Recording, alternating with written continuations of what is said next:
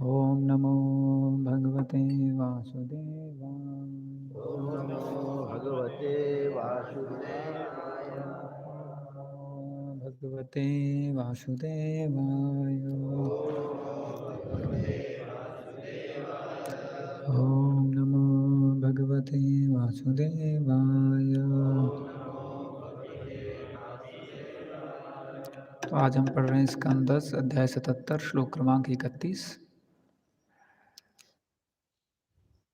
क्व शोक मोह स्नेहो वा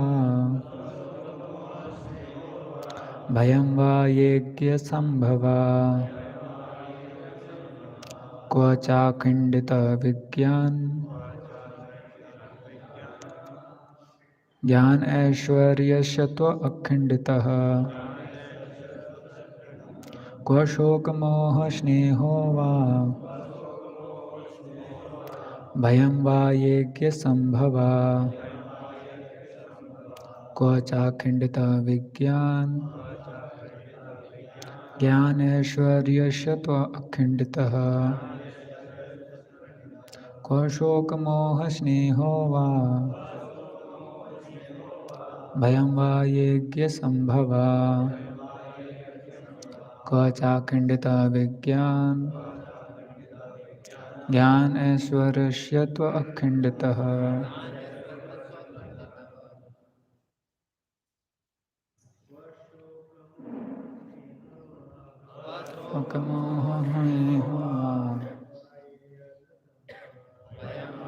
एव संभवाम् न चाखंडितः विज्ञान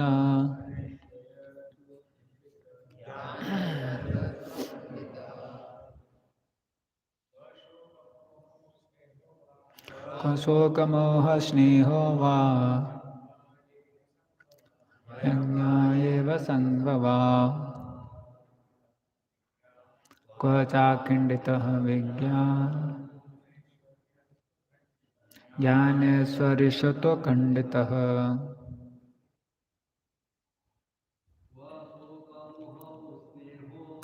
क्व शोकमोह स्नेहो वा भयं वा येज्ञ संभवा क्व चाखंडित विज्ञान ज्ञानेश्वर्यशत खंडितः। शब्दादनुवाद तथा तात्पर्य। His divine grace Shri Bhaktivedanta Swami Srila Prabhupada ji के शिष्यों द्वारा श्री प्रभुपाद जी की जय। शब्दार्थ क्व कहाँ, शोक शोक, मोह तथा मोह, स्नेह भौतिक स्नेह, वा अथवा, भयम भय, वा अथवा, ये जो अज्ञा अज्ञानवश संभवा उत्पन्न क्वच और कहाँ अखंडितः अनंत विज्ञान जिसकी अनुभूति ज्ञान ज्ञान ऐश्वर्य तथा शक्ति तू लेकिन अखंडितः अनंत भगवान। अनुवाद। भला शोक मोह स्नेह या भय जो कि अज्ञान जनित है किस तरह से अनंत भगवान को प्रभावित कर सकते हैं जिनकी अनुभूति ज्ञान तथा शक्ति सारे के सारे भगवान की तरह ही अनंत हैं। तात्पर्य। श्री प्रभुपाद लिखते हैं शोक संताप तथा मोह तो बद्ध जीवों के लक्षण हैं, किंतु भला ऐसी बातें परम पुरुष को किस तरह प्रभावित कर सकती हैं जो ज्ञान शक्ति एवं समस्त ऐश्वर्यों से परिपूर्ण है। वास्तव में यह बिल्कुल संभव नहीं है कि भगवान कृष्ण सालों के योगमय जादूगरी से गुमराह हो गए हों। वे तो मनुष्य लीला कर रहे थे। भगवान के सारे महान टीकाकार इस निष्कर्ष पर पहुँचे हैं कि शोक मोह आसक्ति तथा भय जो कि जीव के अज्ञान से उत्पन्न हैं कभी भी भगवान की दिव्य लीलाओं में उपस्थित नहीं रह सकते। श्रील रूप गोस्वामी ने इस बात को समझाने के लिए कृष्ण की लीलाओं से अनेक उदाहरण दिए हैं। उदाहरणार्थ, जब ग्वाल बाल अघासुर के मुंह में चले गए थे तो कृष्ण को ऊपरी आश्रय हुआ था। इसी तरह जब ब्रह्मा जी कृष्ण के ग्वाल मित्रों तथा बछड़ों को ले गए थे तब भगवान पहले तो उन सब की खोज करते हैं, मानो वे जानते ही ना हों कि वे सब कहाँ हैं। इस तरह भगवान सामान्य मनुष्य की भूमिका अदा करते हैं ताकि वे अपने भक्तों के साथ दिव्य लीलाओं का आस्वादन कर सकें। मनुष्य को चाहिए कि कभी भी वह भगवान को सामान्य व्यक्ति ना माने, जैसा कि सुखदेव गोस्वामी इस श्लोक में तथा इसके आगे के श्लोकों में बतलाते हैं।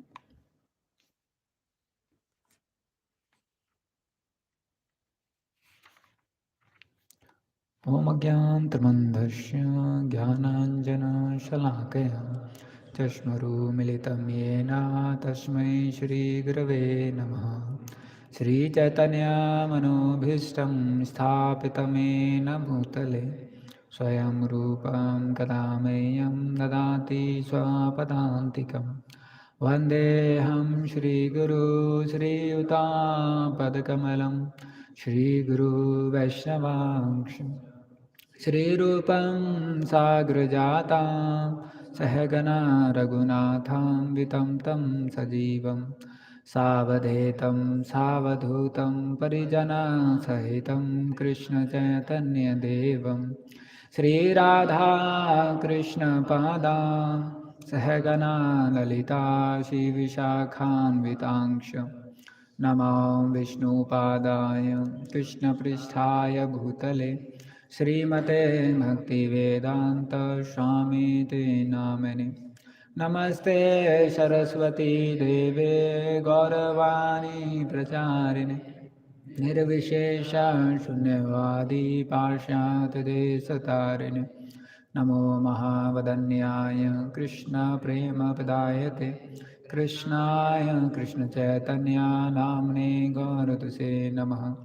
हे कृष्णा करुणा सिंधु दीनबन्धो जगत्पते गोपेश गोपिका कांत राधा कांत नमस्तुते। तप्त कांचने गौरांगी श्रीराधे वृंदावनेश्वरी वृषभानुसुते देवी प्रणमामि हरिप्रिये। वाञ्छाकल्पतरुमस्य कृपा सिन्धुमेव च पतितानां पावनेभ्यो वैष्णवेभ्यो नमो नमः।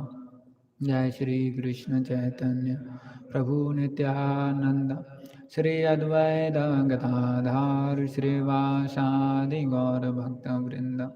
हरे कृष्णा कृष्णा कृष्णा हरे हरे हरे राम राम राम हरे हरे।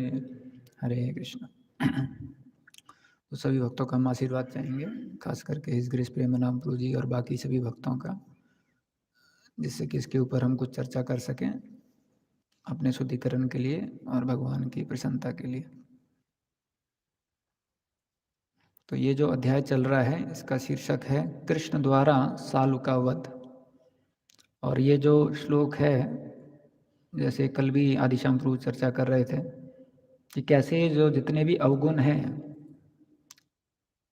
शोक मोह स्नेह तथा भय, ये भगवान के ऊपर नहीं आ सकते हैं। तो आचार्यगण भी तात्पर्य में समझा रहे हैं, रूपा जी रूप गोस्वामी का भी व्याख्या दे रहे हैं कि रूप गोस्वामी जी कई उदाहरणों से बता रहे हैं कि जो भगवान के पास में इस प्रकार के जो अवगुण हैं वो नहीं आ सकते हैं। लेकिन कुछ लीलाओं में ऐसा प्रतीत होता है कि ये अवगुण भगवान पे आ चुके हैं, लेकिन असली में भगवान इनसे प्रभावित नहीं होते हैं। भगवान अपनी मधुर लीलाएं करते हैं और इन सब चीज़ों से परे रहते हैं। तो जब कोई अज्ञान में कोई मनुष्य होता है और जब वो भगवान को दिव्य लीलाएं करते हुए देखता है या जब भगवान उसके सामने आते हैं तो उस व्यक्ति को भगवान को पूर्ण रूप से समझना बहुत मुश्किल हो जाता है। तो प्रभुपाद जी उदाहरण देते हैं कि जब किसी देश का कोई प्रधानमंत्री है, अगर वो जेल में जाता है तो जो जेल वाले हैं वो दो गलती कर सकते हैं। एक गलती तो ये कर सकते हैं, वो सोच सकते हैं कि मैं भी प्रधानमंत्री हूँ, क्योंकि ये भी जेल में है, मैं भी जेल में हूँ। तो प्रभुपाद जी बताते हैं एक गलती तो लोग ये कर सकते हैं कि हम सभी भगवान हैं, वो भी मानव लीला कर रहे हैं, हम भी मानव लीला कर रहे हैं। इस प्रकार से लोग बोलते हैं। दूसरा प्रभुपाद जी बोलते हैं गलती कर सकते हैं ये समझ के कि भगवान भी मानव हैं, भगवान भी ऑर्डिनरी हैं, भगवान भी सामान्य हैं, इस प्रकार से। तो अज्ञानवश में जीव जो है उसे भगवान को समझना बहुत मुश्किल हो जाता है। तो एक बार एक देश का प्रधानमंत्री था, तो उसने सोचा कि मैं पागल खाना थोड़ा देख लेता हूँ कैसा है। तो पागल खाने में जा रहा होता है, एंट्री कर रहा होता है, तो उस समय पर जो एक पागल था वो सुधर के बाहर आ रहा होता है। तो पागल पूछता है आप कौन हो? तो उसने बोला मैं देश का प्रधानमंत्री हूँ। तो पागल हंसने लग जाता है। तो पागल बोलता है आप सही जगह आए हो, जब मैं आया था तो मैं भी यही सोचता था। तो वो प्रधानमंत्री एकदम विचलित हो जाता है, क्या बेवकूफ़ इंसान है, मैं प्रधानमंत्री हूँ। इस प्रकार से तो अज्ञान में कोई व्यक्ति है उसको भगवान के बारे में समझना बहुत मुश्किल हो जाता है। तो भगवान के बारे में समझना क्यों मुश्किल हो जाता है? तो पहला तो है कि भगवान इतना एक्स्ट्रा ऑर्डिनरी हैं, भगवान इतना ज़्यादा स्पेशल हैं कि उनको भौतिक अवस्था में और भौतिक व्यक्ति के द्वारा ग्रहण करना या समझना बहुत मुश्किल होता है।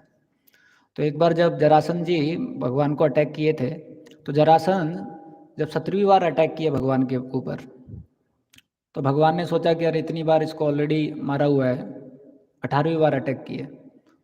तो फिर भगवान ने क्या किया, वहाँ से भागे, क्योंकि भगवान को ये भी पता था कालियवन भी आने वाला है। और जब कृष्ण बलराम वहाँ से भागने लगे तो जरासंध पहली बार उसको लगा अरे ये क्या हो गया, कृष्ण बलराम भाग रहे हैं मुझसे डर के। तो उसको बहुत कॉन्फिडेंस आ गया कि लग रहा है इस बार का जो तेज है, शक्ति है, उसको देखकर भगवान जो है विचलित हो गए हैं। और पूरी सेना के साथ में भगवान के पीछे भागने लग जाता है। और भगवान भागते भागते एक पहाड़ के ऊपर चढ़ जाते हैं, और जो पहाड़ था वो करीबन 80 योजन लंबा था, ऊंचा था। तो जरासंध सोचता है अभी इतना ऊपर तो हम चढ़ नहीं पाएंगे, भगवान तो ऊपर बहुत तेज़ी से चढ़ गए।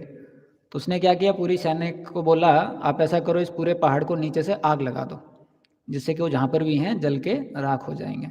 तो पूरे पहाड़ पे क्या करता है, आग लगा देता है। और कृष्ण बलराम ऊपर से दूसरी तरफ कूद जाते हैं, और कूदते ही चलने लग जाते हैं। तो भगवान उनको कुछ भी नहीं होता है, कूदते ही वो चलने लग जाते हैं, क्योंकि भगवान जो हैं उनका दिव्य शरीर है। तो इसलिए भगवान को भौतिक अवस्था में समझना बहुत ज़्यादा मुश्किल हो जाता है। जो शुद्ध भक्त हैं उनके लिए भी भगवान को समझना बहुत मुश्किल हो जाता है। एक बार जो गोपीज हैं, जब भगवान ने उनको रासलीला के लिए बुलाया था, तो गोपीज आती हैं, और एक समय के बाद में भगवान जो है वहाँ से गायब हो जाते हैं। तो गोपीज बहुत विलाप करने लग जाते कि अरे अभी एकदम भगवान ऐसे गायब कैसे हो गए। तो जो वापस भगवान का जब मिलन होता है गोपियों से, तो गोपियाँ पूछती हैं भगवान से कि भगवान आप ऐसे क्यों चले गए। तो भगवान शांत रहते हैं। तो फिर गोपियाँ बोलती हैं कि 3 प्रकार के लोग होते हैं। एक होते हैं जो बहुत ज़्यादा स्वार्थी होते हैं, सेल्फिश लोग रहते हैं। फिर गोपियाँ बोली लेकिन आप तो उस कैटेगरी में नहीं हो, क्योंकि अगर आप बहुत सेल्फिश होते तो थोड़ा फॉलोअप करते कि गोपियों का क्या हाल हो रहा है मेरे जाने के बाद में, लेकिन आपकी तरफ से तो कोई फॉलोअप था नहीं, अब तो बस गायब हो गए। तो गोपियाँ बोलती हैं आप सेल्फिश कैटेगरी में तो नहीं रह सकते, स्वार्थी कैटेगरी में नहीं है। और दूसरे प्रकार के लोग होते हैं जो बहुत ज़्यादा निस्वार्थ होते हैं, कि सामने वाला कैसा भी हो वो उसकी सेवा कभी छोड़ते नहीं है, वो उसके साथ अपना संबंध कभी तोड़ते नहीं है। फिर गोपियाँ बोलती है लेकिन आप उस श्रेणी में भी नहीं आ रहे हो, क्योंकि आपने तो संबंध तोड़ दिया, आप तो तुरंत यहाँ से गायब हो गए। फिर गोपियाँ बोलती हैं तीसरे प्रकार के लोग होते हैं जो इंडिफरेंट रहते हैं, जो न्यूट्रल रहते हैं, जो उदासीन रहते हैं। उनको कुछ भी कीजिए आप, लेकिन वो आपसे आदान प्रदान नहीं करेंगे। तो गोपियाँ भगवान को ये बताना चाहती थीं, और भगवान वो चाहते थे कि भगवान स्वीकार करें कि मैं इस कैटेगरी में हूँ, मैं इस श्रेणी में हूँ, कि मैं उदासीन श्रेणी में हूँ, मैं इंडिफरेंट लोगों की श्रेणी में हूँ। फिर भगवान मुस्कुराते हैं और बोलते हैं कि असली में मैं इन तीनों श्रेणियों में नहीं हूँ। तो गोपियाँ विचलित हो जाती हैं, फिर कौन सी श्रेणी में हो आप? तो फिर भगवान बताते हैं कि मेरा स्वभाव है कि जो साधक भक्त हैं उनके साथ मैं आदान प्रदान करता ही नहीं हूँ। उससे क्या होता है, उनके अंदर लेमेंटेशन बहुत बढ़ जाता है, हाय हाय मेरे को जप में रुचि नहीं है, भागवतम में रुचि नहीं है, भागवतम में नींद आ जाता है, जप के समय भी नींद आ जाता है, और हृदय में इतने सारे दोष भरे पड़े हैं, और बिल्कुल भी भक्ति के प्रति रुचि नहीं है। तो ऐसे जो साधक भक्त है वो लेमेंट करता है, फिर भगवान बताते हैं इस प्रकार का जो शोक है एक साधक के हृदय में, वो उसके शुद्धिकरण का कारण बन जाता है। तो इसलिए साधक भक्तों को मैं छुपकर देखता हूँ बस, कि वो किस प्रकार से हैं, जो उनको जो रुचि नहीं मिल रहा है उसके कारण वो कैसे विलाप कर रहे हैं और कैसे मेरा और ज़्यादा आश्रय ले रहे हैं। तो गोपियाँ मन में सोचने लग जाती हैं भगवान से कि क्या हम साधक भक्त हैं, क्योंकि गोपियाँ तो बहुत ऊंचे भक्त हैं। तो भगवान समझ जाते हैं। तो फिर भगवान बताते हैं जो शुद्ध भक्त हैं उनके साथ भी मैं आदान प्रदान नहीं करता हूँ क्योंकि उनका मैं हैंकरिंग बढ़ाना चाहता हूँ। तो साधक भक्त का आदान प्रदान नहीं करते हैं क्योंकि उनका लैमेंटेशन बढ़ाना चाहते हैं, और शुद्ध भक्त का आदान प्रदान नहीं करते हैं कि उनका हैंकरिंग बढ़ाना चाहते हैं।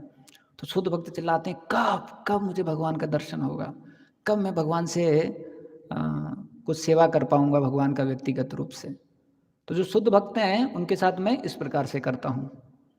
तो गोपियाँ सोचती हैं ये तो बहुत अच्छा है कि हम लोग रोते रहें और आप ऐसे मजा उठाते रहो, ये क्या चीज़ हुई। तो फिर भगवान बोलते हैं मैं क्या करूं, यही मेरा भोजन है, जो ये प्रेम है भक्तों का मेरे प्रति, यही मेरा फूड है। तो मैं इसको खाने के लिए लालायित रहता हूँ और इसके लिए मैं इस प्रकार से योजना करता हूँ। तो आप लोगों का हैंकरिंग बढ़ाने के लिए मैं यहाँ से गायब हो गया था। तो हम देखते हैं जो उच्च कोटि के भक्त हैं वो भी भगवान को पूर्ण रूप से समझ नहीं पाते हैं, वो भी भगवान को सही तरीके से समझ नहीं पाते हैं कि भगवान जो हैं वो क्यों कर रहे हैं और क्या कर रहे हैं इस प्रकार से। क्योंकि भगवान जो हैं वो बहुत ही ज़्यादा स्पेशल हैं, उनकी बहुत सारी शक्तियाँ हैं।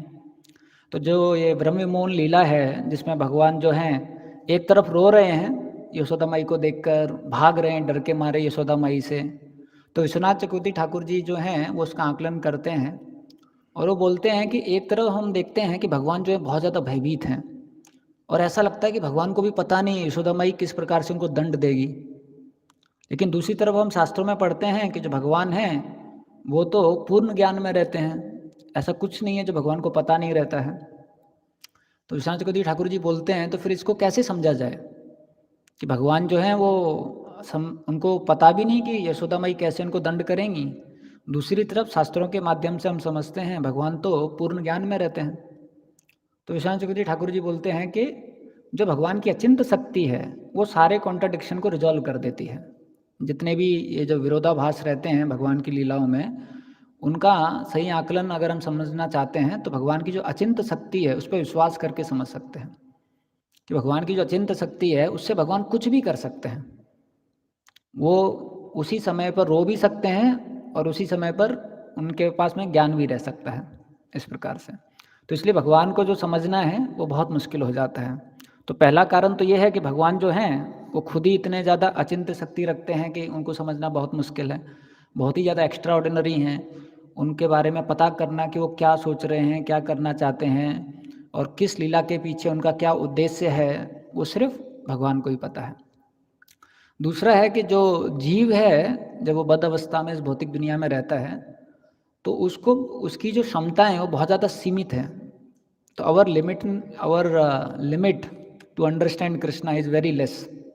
तो जो हमारा क्षमता है वो बहुत ज़्यादा सीमित है, इसकी कारण भी हम भगवान को समझ नहीं सकते हैं। तो प्रभुपाद जी लिखते हैं कि जितने भी जीव हैं उनके अंदर 4 दोष रहते हैं, कि जो हमारी इंद्रियां हैं उनमें दोष रहता है, हमारे अंदर कुछ चीटिंग करने का प्रोपेंसिटी रहता है, कुछ मिस्टेक जो हैं वो करने का टेंडेंसी रहता है, और हम लोग भ्रम में पड़ जाते हैं, इल्यूजन हो जाता है हमारे को। तो प्रभुपा जी बताते हैं ये 4 दोषों के कारण जो जीव है वो भगवान का तो आप छोड़ दीजिए, प्रकृति के बारे में भी पूर्ण ज्ञान जो है वो ग्रहण नहीं कर सकता है। वो जो प्राकृतिक चीज़ें हैं उनके बारे में भी वो पूर्ण ज्ञान जो है वो ग्रहण नहीं कर सकता है, क्योंकि उनके पास में क्या है, ये 4 दोष हैं। तो प्रभुपा जी उदाहरण देते हैं, एक बार एक बूढ़ा व्यक्ति था जो बहरा था और उसकी पत्नी चिल्ला रही थी, ए सुनते हो।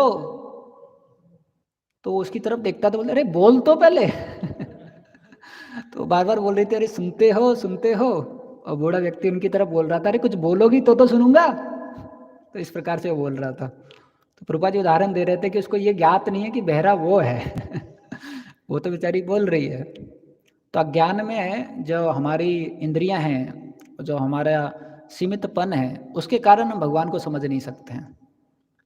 प्रभुपाद जी एक और उदाहरण देते हैं, जो मेढक है कुएं में, कि जब कोई दूसरा मेढक जो है समुद्र से आता है और उसको बोलता है कि देखो मैं समुद्र से आया हूँ, तो कुएं वाला मेढक बोलता है अच्छा समुद्र कितना बड़ा होता है, ये जितना मेरा कुआं है उतना ही बड़ा होता है। तो समुद्र वाला मेढक हंसने लग जाता है, बोलता है अरे आपको पता ही नहीं है समुद्र क्या होता है। बोले अच्छा तो इसका दुगना होता है। बोले अरे आप उसकी सीमा नाप ही नहीं सकते हो। बोले अच्छा इसका तिगना होता है। तो जो कुएं में मेढक था उसकी कल्पना के परे था कि समुद्र क्या हो सकता है, उसने ऐसा कभी सोचा ही नहीं था कि क्या हो सकता है। वैसे ही जब अब कई बार हम लोग सुनते हैं कि दूध के समुद्र हैं, शहद के समुद्र हैं, गन्ने के जो जूस है, गन्ने का रस है उसके समुद्र हैं, उसकी नदियां हैं, तो ये सुन के हमारे को बहुत अजीब लग जाता है। राधेश्याम गुरु जी एक लेक्चर में बता रहे थे कि एक बार उन्होंने बताया कि दूध का समुद्र है, तो एक लड़के ने पूछा कि प्रभु जी दूध तो बहुत महंगा होता है। ये दूध का समुद्र कैसे आ गया। तो फिर प्रभु जी ने उसको बताया आपके लिए महंगा है, भगवान के लिए महंगा नहीं है। तो हमारी जो सीमित क्षमता है उससे कई बार आकलन करना बहुत मुश्किल हो जाता है कि अरे इतनी सारी दिव्य चीज़ और इतने बड़े मात्रा में कैसे हो सकती हैं, और कैसे उसको प्रोटेक्ट किया जाता होगा, उसमें तो मिट्टी मिल जाता होगा, वो तो सड़ जाता होगा, क्या बार बार उसको गर्म करते होंगे समुद्र में। तो क्योंकि हमारा जो आकलन है वो इतना ही सीमित है, क्योंकि हमने यहाँ का दूध देखा है जिसके लिए इतना ज़्यादा केयर करना पड़ता है और बड़ा महंगा रहता है, बड़ी मुश्किल से मिलता है, लेकिन भगवान के लिए ये कुछ वो नहीं है। भक्ति संस्कृति ठाकुर एक उदाहरण देते हैं कि एक बार क्या था, एक व्यक्ति था जो अंधा था, तो दूसरा व्यक्ति उसके पास जाता है और बोलता है आज मैं ना तुम्हारे के लिए दूध लेके आऊँगा। तो उसने दूध कभी देखा नहीं था, उसने बोला दूध ये क्या होता है। उसने अरे तुमको दूध नहीं पता, दूध बिल्कुल सफ़ेद होता है। उसने अच्छा सफ़ेद क्या होता है। उसने सफ़ेद तुमको नहीं पता, सफ़ेद बकुला जैसा रहता है। बोले बकुला क्या होता है। तो उसने बताया बकुला जो होता है उसका गर्दन ऐसे होता है। तो उसने अंधे का हाथ लेके अपने हाथ पे ऐसे फैलाया, बोला देखो ऐसे उसका गर्दन होता है। तो अंधा बोला मैं दूध कभी नहीं पीऊँगा, अटक जाएगा। तो दूसरा व्यक्ति बोला अरे क्या है इसको कैसे समझाऊँ मैं दूध क्या होता है। तो वैसी बद्ध अवस्था में आप उसको भगवान के बारे में कैसे समझाओगे, क्योंकि उसकी इतनी सीमित इंद्रियां हैं। अब कुछ भी उसको आप बताएंगे तो उसको द्वंद आ जाएगा, उसको डाउट हो जाएगा इस प्रकार से। तो कई बार इसलिए हम शास्त्रों को पढ़ते हैं तो कई ऐसे विवरण आते हैं शास्त्रों में जिसको पढ़ के पूरा विश्वास नहीं आता है। मन में ऐसा लगता है कि हो सकता है, लेकिन पूरा विश्वास नहीं आता है। इसलिए सुखदेव गोस्वामी जी ने जानबूझ के 6वें स्कंद से पहले 5वां स्कंद दिया, जिसमें पूरी सृष्टि की रचना के बारे में बताया। क्योंकि जब कोई साधक श्रद्धा का जो पेपर है, श्रद्धा का जो टेस्ट है, उसको पास कर लेता है तभी भगवान का नाम वो जप कर सकता है। तो इसलिए 5वें स्कंद में आप देखोगे बहुत ज़्यादा सृष्टि का विवरण है, और अधिकतर जब लोग हैं जब उस सृष्टि का विवरण पढ़ते हैं तो उसमें उनका जो श्रद्धा है, जो उनका विश्वास है, वो अटक जाता है। गौरांगपुर जी एक उदाहरण देते हैं, एक बार जब वो बम्बई में थे तो वो 4-5 भक्त लोग रहते थे, और उसमें से एक भक्त था जो कुकिंग करता था, जो प्रसाद वगैरह बनाता था। तो ये जो भक्त था ये पहले ही से थोड़ा शास्त्रों को इधर उधर पढ़ा था, इसने अलग अलग संस्थाओं के कुछ शास्त्र पढ़े थे। तो एक बार ये चौपाटी में गए कुछ प्रवचन सुनने के लिए। तो वहाँ प्रवचनकर्ता जो थे उन्होंने बताया कि किस प्रकार से प्रभुपाद जी बोलते हैं जो वैज्ञानिक लोग हैं वो कभी चंद्रमा पे गए नहीं। तो ये जो व्यक्ति थे इनका विश्वास जो बहुत ज़्यादा प्रभावित हो गया, और यहाँ पर वो 3-4 भक्त थे जिसमें गौरांग गुरु भी थे, वो इंतज़ार कर रहे थे कि क्योंकि वही कुकिंग करते थे, तो ये वापस आए। तो इन्होंने बोला अरे इस्कॉन वाले कुछ भी बोलते हैं, ऐसा बोल रहे हैं कि चंद्रमा पे कोई गया ही नहीं। तो फिर बाकी भक्त लोग समझ नहीं पा रहे थे इतना विचलित क्यों हो रहा है। तो गौरांग गुरु बोले उसको छोड़ दीजिए, अभी थोड़ा कुकिंग चालू कर दीजिए। तो उसने नहीं नहीं नहीं ऐसा कैसे हो सकता है, चंद्रमा पे गए हैं वो लोग, क्यों चंद्रमा पे नहीं गए। तो गौरांगपुर ने बोला उनको देखो जिनको जाना था वो तो चले गए, कुछ लोग यहाँ बाकी है जिनको भूख लग रहा है। तो फिर वो बोला कि नहीं नहीं नहीं नहीं ऐसा कैसे हो सकता है। तो बेचारा वो इतना डिस्टर्ब हो गया कि फिर वहाँ से वो सब कुछ छोड़ के चला ही गया। तो बिना भगवान की अचिंत शक्ति पे विश्वास किए बिना ये जाने कि भगवान को समझना हमारे क्षमता के परे है, ये जानना बहुत ज़्यादा मुश्किल होता है। तो इसलिए ऐसा बताया जाता है कि जो ह्यूमिलिटी है वो भगवान को समझने के लिए तो बहुत ज़रूरत है ही, अपने आप को भी जानने के लिए बहुत ज़रूरत है। So humility is required not only to connect to Krishna but also to understand oneself, कि हमारी क्षमता क्या है, हमारा स्तर क्या है, हमारा सही मापदंड क्या है, उसको भी समझने के लिए अपने आप को स्वीकार करने के लिए विनम्रता की जरूरत पड़ती है। जय श्री श्री राधा माधव ललिता विशाखा की जय, श्री श्री जानकी लक्ष्मण की जय, श्री श्री निताय गौर सुंदर की जय, श्रील प्रभुपाद की जय। तो विनम्रता इसलिए भी चाहिए कि हम अपने बारे में भी समझ सकें कि हमारा क्षमता कितना है। कई बार विनम्रता ना होने के कारण हमको लगता है कि बहुत सारी चीज़ें हम समझ सकते हैं या भगवान को जान सकते हैं, लेकिन वैसा नहीं होता है इस प्रकार से। तो ये पहला कारण है कि हमारे अंदर बहुत ज़्यादा सीमित क्षमता है। दूसरा है हमारे अंदर बहुत सारे इम्प्योरिटीज़ हैं, बहुत सारे कंटेमिनेशंस हैं, उसके कारण भी हम भगवान को समझ नहीं सकते हैं। तो प्रभुपाद जी बताते हैं आत्मेव मन्यते जगत, क्योंकि हमारे अंदर जो कंटेमिनेशंस हैं, इम्प्योरिटी हैं, तो वो इम्प्योरिटीज़ हम भगवान में भी देख लेते हैं। तो अधिकतर जो जीव है इस भौतिक दुनिया में तो बहुत ज़्यादा काम वासना से प्रभावित रहता है। तो जब हम वैसी लीलाएं देखते हैं जिसमें भगवान की शादियां होती हैं, भगवान जो हैं वो किसी स्त्री का हरण करते हैं, तो हमको भी ऐसा लगता है कि भगवान की जो लीला हैं वो भी काम से ग्रस्त हैं इस प्रकार से। लेकिन हमको पता है कि कैसे जो भगवान हैं वो बहुत ही ज़्यादा दिव्य हैं। भगवान जो हैं इन सब चीज़ों से प्रभावित नहीं होते हैं।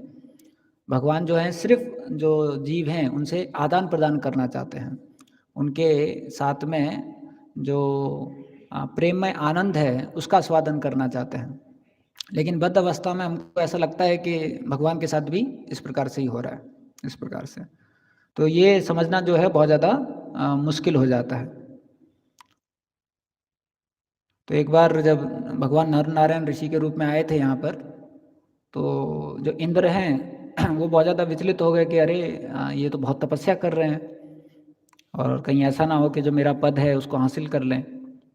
तो वो उसने सोचा कि ऐसा करता हूँ मैं, जो बहुत सारे अप्सराएं हैं उनको भेज देता हूँ। तो नर नारायण ऋषि जो हैं वो बद्रीनाथ में थे और वहाँ पर अप्सराएं भेज देते हैं वो, और अप्सरा जो हैं वहाँ पर नृत्य करने लग जाती हैं, बहुत अनुकूल वातावरण जो है वो स्थापित हो जाता है। और कुछ समय के बाद में जब नर नारायण ऋषि हैं वो अपनी आँख खोलते हैं, कामदेव भी वहाँ पर रहते हैं, वो भी अपने जो धनुष्वान हैं, तीर हैं, वो छोड़ रहे होते हैं, लेकिन उनको बिल्कुल भी प्रभाव नहीं होता है। तो काम का प्रभाव दो तरीके से देखा जाता है, या तो काम के रूप में या गुस्से के रूप में, या तो क्रोध के रूप में। तो ना तो उनके चेहरे पे गुस्सा था, ना उनके चेहरे पे काम था। तो ये देखकर जो कामदेव हैं और जो अप्सराएं हैं वो डर जाती हैं, क्योंकि उनको पता था कि जो ऋषि लोग होते हैं वो एकदम श्राप दे सकते हैं। तो बहुत डर जाते हैं और नर नारायण ऋषि के चरणों में पड़ जाते हैं कि माफ़ करना, हमारी गलती नहीं है, इंद्र जो हैं उन्होंने हमको भेजा था, लेकिन हम समझ गए आप जो हैं बहुत दिव्य हैं। तो भगवान मुस्कुराते हैं और भगवान बोलते हैं आप चिंता मत कीजिए। और फिर भगवान के जांघों से बहुत सारी अप्सराएं निकलती हैं और भगवान बोलते हैं आप ऐसा कीजिए, इन अप्सराओं में से किसी एक को चुन लीजिए और इंद्र को तोहफे के रूप में दे देना।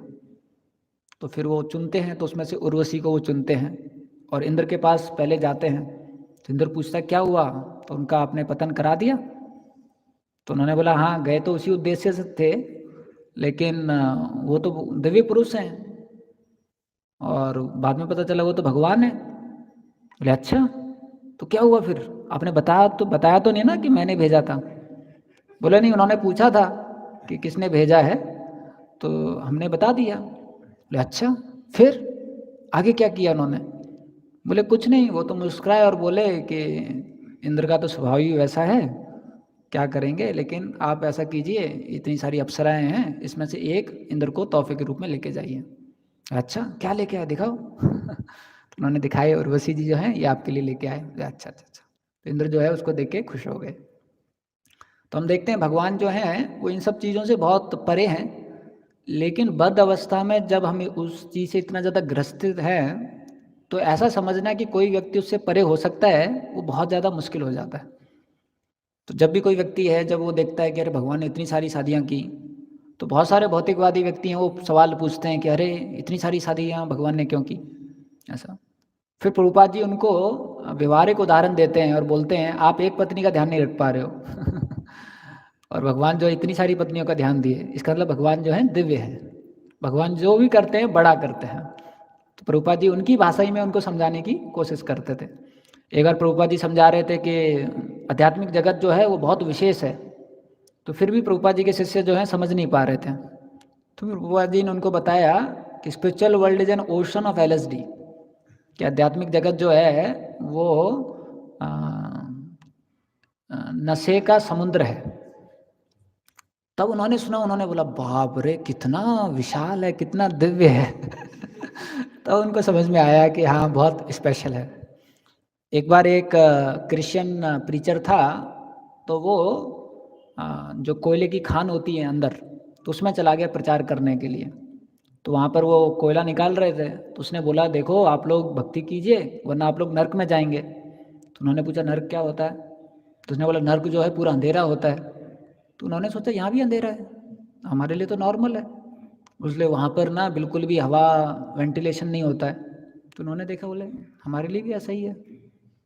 फिर उसने सोचा क्या बोलूँ इनको जिससे कि ये थोड़ा प्रभावित हों, नर्क से डरें। तो उन्होंने देखा कि ये लोग न्यूज़पेपर बहुत पढ़ते हैं। तो उसने बोला वहाँ पर ना न्यूज़पेपर नहीं आता है। बोला अच्छा फिर नर्क में हम कभी नहीं जाएंगे, हम भक्ति करेंगे। तब उनको क्लिक हुआ कि अरे बिना न्यूज़पेपर के वाला नर्क है तो वहाँ हम नहीं जाएंगे, इस प्रकार से। तो प्रभुपाद जी बोलते हैं इसलिए प्रचारक जो है उनको बहुत दिमाग लगाना पड़ता है कि इनको कैसे समझाएं, क्योंकि उनका बुद्धि जो है इतना अज्ञान में है कि उनको कुछ भी समझाना बहुत मुश्किल है। और ये जितने तत्व हैं आध्यात्मिक जगत को लेके, भगवान की भक्ति को लेके, ये बहुत ज़्यादा क्या है, ये बहुत ज़्यादा विशाल हैं, बहुत ज़्यादा दिव्य हैं, इस प्रकार से। तो जब कोई साधक जो है अपना हृदय शुद्धिकरण करने लग जाता है, तब जो है भगवान के बारे में वो समझ सकता है। तो दूसरा कारण है कि हमारे अंदर बहुत सारा इम्प्योरिटीज़ रहता है, उसके कारण भी हम सही तरीके से चीज़ों को समझ नहीं पाते हैं, ऐसा है। तीसरा है कि भगवान को समझने के लिए विश्वास चाहिए और प्रेम चाहिए। तो आप देखोगे किसी भी व्यक्ति को अगर हमें सही तरीके से समझना है, तो जितना हमारा उसके प्रति प्रेम रहता है उतना उसको अच्छी तरीके से समझ पाते हैं हम। तो ऐसा बोला जाता है कि beauty lies in the eyes of beloved, जो सुंदरता है वो देखने वाले के आंखों में रहती है। तो आप देखोगे किसी व्यक्ति को अगर आप प्रेम करते हो तो कुछ भी करेगा आपको वो अच्छा लगेगा बहुत। अगर कोई व्यक्ति है जैसे प्रभुपाद जी हैं, उनके प्रति हमारा बहुत विशेष प्रेम है। तो प्रभुपाद जी अगर एम्बेसडर गाड़ी में भी जा रहे हैं, बाहर निकल रहे हैं, या कोई बहुत बड़ी लिमोसिन गाड़ी में भी जा रहे हैं, और प्रभुपाद जी की लीला सुन के और उनके बारे में विवरण सुन के हमको अच्छा लगता है, जय प्रभुपाद।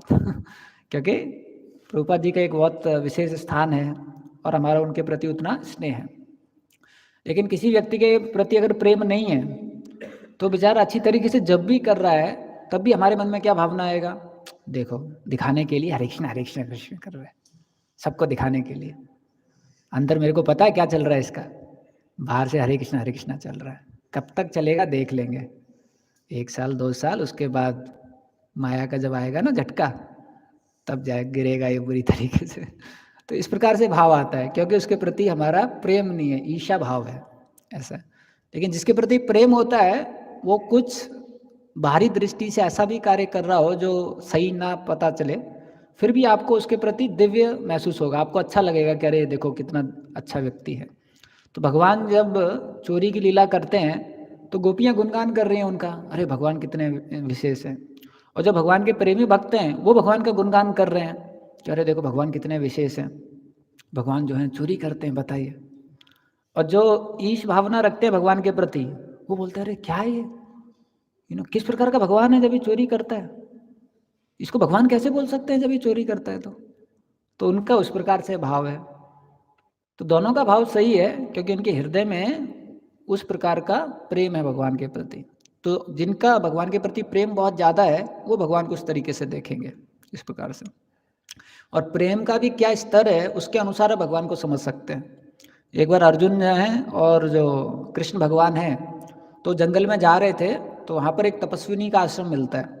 तो उस तपस्विनी के आश्रम में घुस जाते हैं, तो उनको पानी चाहिए था, प्यास लगी थी, तो चले जाते हैं वहाँ पर। तो फिर वहाँ पर देखते हैं तपस्विनी जो है उनसे बोलते हैं कि मैया थोड़ा सा पानी चाहिए था, तो वो उनको कृष्ण भगवान को अर्जुन को पानी दे देती है। तो फिर अर्जुन देखते हैं कि उस मैया के पास में 2 तलवार हैं, चमक रही हैं बिल्कुल बढ़िया 2 तलवार। तो अर्जुन क्षत्रिय थे, तो अर्जुन ने पूछा तपस्विनी से कि ये 2 तलवार क्यों रखे हुए हैं? तो उसने बोला एक तलवार है अर्जुन को मारने के लिए, एक तलवार है यशोदा को मारने के लिए। तो बहुत विचलित हो गए अर्जुन, बोले क्यों? तो ये जो भक्त थीं तपस्विनी, इनका भगवान के प्रति ऐश्वर्यपूर्ण प्रेम था। तो इन्होंने बोला कि अर्जुन की इतनी हिम्मत हुई कि भगवान को सारथी के रूप में उसने स्वीकार करा दिया, तो इसलिए इस तलवार से मैं अर्जुन को मारूंगी, और ये तलवार से यशोदा को मारूंगी क्योंकि उन्होंने भगवान को बंदी बनाया।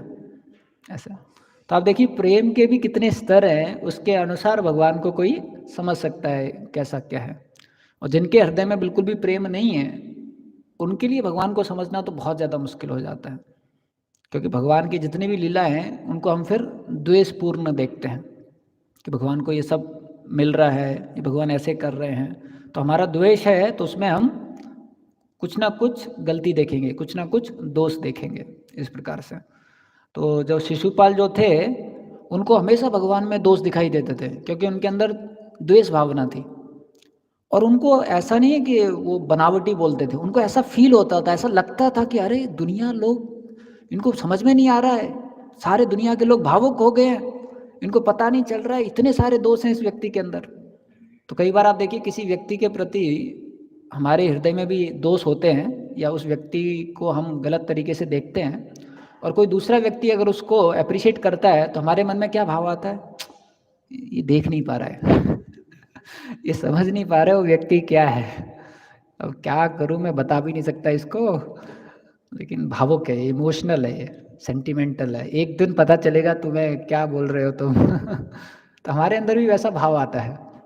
तो वैसे ही आप देखेंगे भगवान के प्रति भी शिशुपाल जो है उनको ऐसा प्रतीत होता था कि अरे ये लोग देख नहीं पा रहे हैं, ये क्या गलत गलत कार्य किए हैं इसने। और वो बिल्कुल लिस्ट डाउन करके सारे कार्य गिनाता था कि किस प्रकार से, लॉजिकली भी बताता था कि किस प्रकार से जो भगवान हैं उनके अंदर ये सारे जो हैं वो दोष हैं, ऐसा है। और जो शिशुपाल के दोस्त थे उनको भी ऐसा ही लगता था, जरासंध को भी ऐसा ही लगता था, दुर्योधन को भी ऐसा लगता था, जितने भी उस प्रकार के लोग थे उनको ऐसा ही लगता था। जब दुर्योधन को भगवान ने विश्व रूप दिखा दिया, जब शांति दूत के रूप में आए, और दुर्योधन को जब भगवान ने बोला कि आप ऐसा कीजिए, पांडव जो हैं वो तो बहुत विनम्र हैं, आप उनको 5 गांव दे दीजिए, क्षत्रिय हैं, थोड़ा तो उनको नियंत्रण करने के लिए क्षेत्र चाहिए। क्षत्रिय मतलब जिसके पास क्षेत्र हो, बिना क्षेत्र के बेचारा क्षत्रिय क्या करेगा। तो दुर्योधन बोले नहीं नहीं नहीं, मैं उनको उतनी भी जमीन नहीं दूंगा जो सुई के नोक पे आ सके। तो भगवान ने बोला फिर आप युद्ध के लिए तैयार हो जाइए। तो दुर्योधन बोला, हंसने लगा दुर्योधन, तो भगवान भी हंसने लगे। तो दुर्योधन हंसते हुए बोलता है सैनिकों के, सैनिकों इसको पकड़ लो। तो भगवान मुस्कुरा रहे हैं और चल रहे हैं, और फिर सारे सैनिक आ जाते हैं पकड़ने के लिए, और भगवान तुरंत अपना विश्व रूप जो है दिखा देते हैं, और इतना ज्योति प्रकट होता है भगवान के विश्व रूप से कि दुर्योधन की तो आंखें बंद हो जाती हैं, लेकिन चिल्ला रहा होता है पकड़ लो छोड़ना मत। और जो सारे सैनिक हैं वो भी आंख बंद करके बोलते हैं हाँ पकड़ रहे हैं कुछ समय के बाद में भगवान जो है वहां से गायब हो जाते हैं, और दुर्योधन फिर भी आंख बंद कर चिल्ला रहा होता है पकड़ लिया क्या तो सैनिक बोलते हैं कि स्वामी आंख खोल दीजिए, वो चले गए फिर दुर्योधन बोलता है देखो कितना बहरूपिया है ये कितना छलिया है कृष्ण। तो आप देखिए भगवान ने उसको विश्व रूप दिखा दिया, फिर भी उसका क्या आकलन हुआ भगवान के प्रति, छलिया है, ये तो बस थोड़ा बहुत जादू टोना करता है बस। इस प्रकार से वो भगवान के अंदर इतनी शक्ति है उसको समझ नहीं पा रहा था, भगवान के अंदर इतना ज़्यादा दिव्यपन है उसको समझ नहीं पा रहा था। तो भगवान को समझना ऐसे बहुत ज़्यादा मुश्किल हो जाता है। तो जो सती की कथा होती है जिसमें जब शिवजी पार्वती जी के साथ में जा रहे होते हैं और भगवान राम जो हैं वो क्रंदन कर रहे होते हैं, पेड़ों से, आसमान से, जमीन से, पृथ्वी से, पक्षियों से, पौधों से, सबसे पूछ रहे होते हैं सीता कहाँ है, सीता कहाँ है, सीते सीते सीते। और यहाँ शिव जी जा रहे होते हैं वायु मार्ग से पार्वती के साथ में, तो शिव जी जैसे ही भगवान को देखते हैं विलाप करते हुए वहीं दंडवत कर देते हैं। तो पार्वती बोलती है भगवान क्या कर रहे हो आप? बोले अरे मेरे प्रभु हैं, देखिए आप। तो सीता जी देखती है, वो सती जी देखती हैं कि अरे ये तो विलाप कर रहे हैं अपनी पत्नी के लिए, कितने कामुक हैं, कितने आसक्त हैं, ये कैसे हो सकते हैं? तो सती जी बोलती हैं आप, मैं आती हूँ थोड़ी देर में। तो सती जी वहाँ चली जाती हैं और वो क्या करती है, सीता का रूप धारण कर लेती हैं।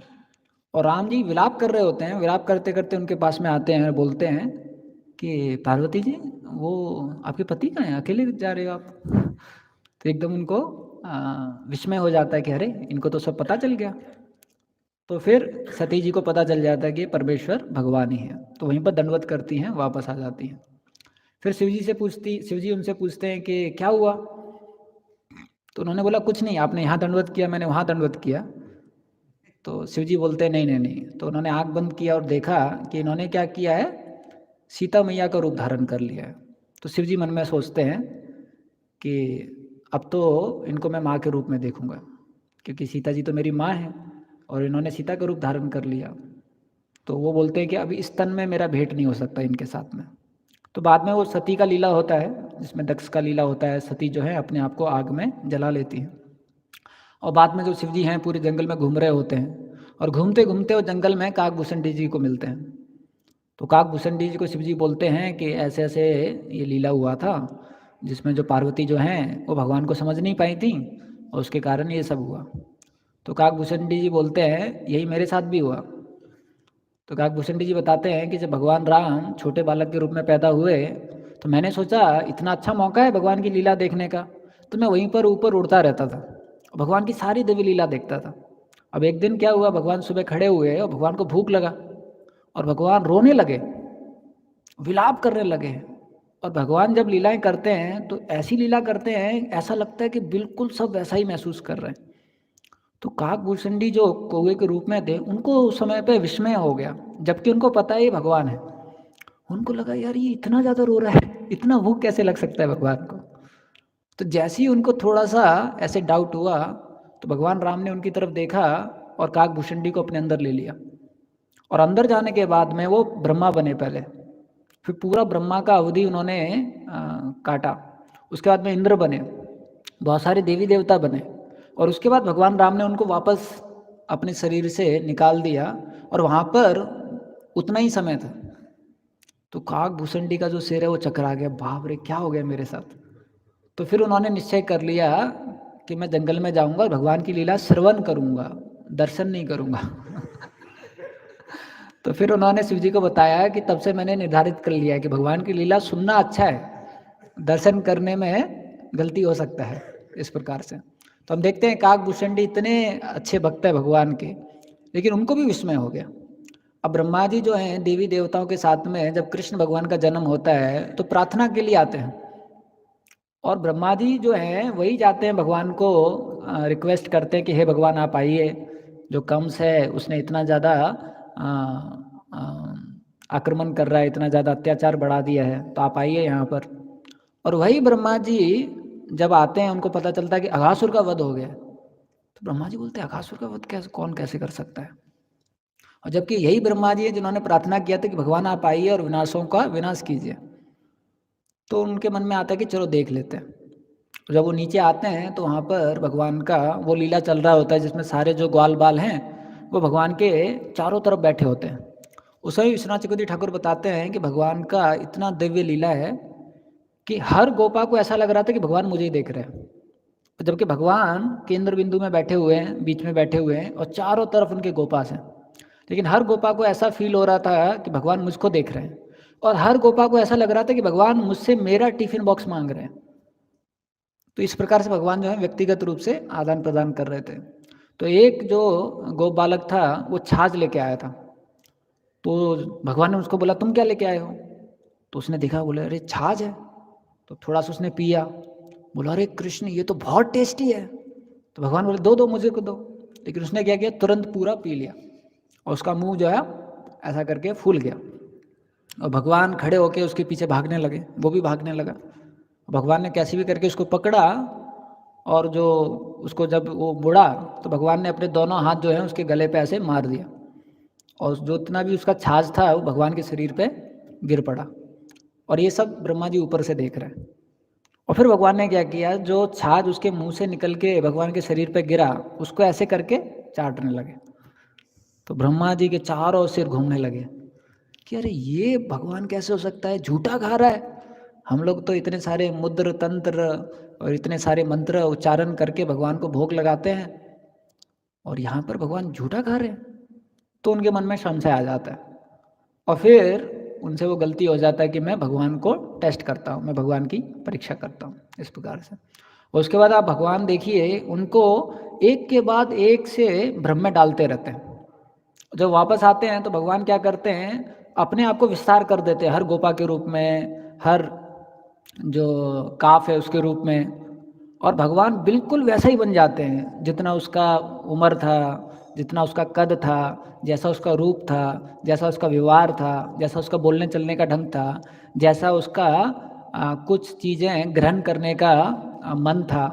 जैसे हर भक्त का एक स्वभाव रहता है, कुछ चीज़ों के प्रति उनके अंदर बहुत विशेष आकर्षण रहता है, कुछ चीज़ों के प्रति उतना आकर्षण नहीं रहता है।